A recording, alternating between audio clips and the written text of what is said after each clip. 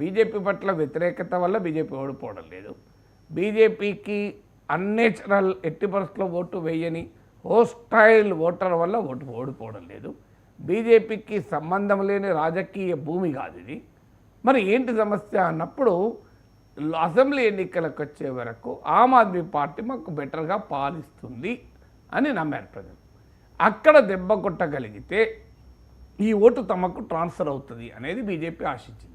సరిగ్గా అక్కడ దెబ్బ కొట్టగలిగింది. ఎలా దెబ్బ కొట్టగలిగింది అంటే అనేక ఫ్యాక్టర్స్. ఒకటి, కేజ్రీవాల్ ఇమేజ్ పైన, ఆమ్ ఆద్మీ పార్టీ ఇమేజ్ పైన దెబ్బ కొట్టింది.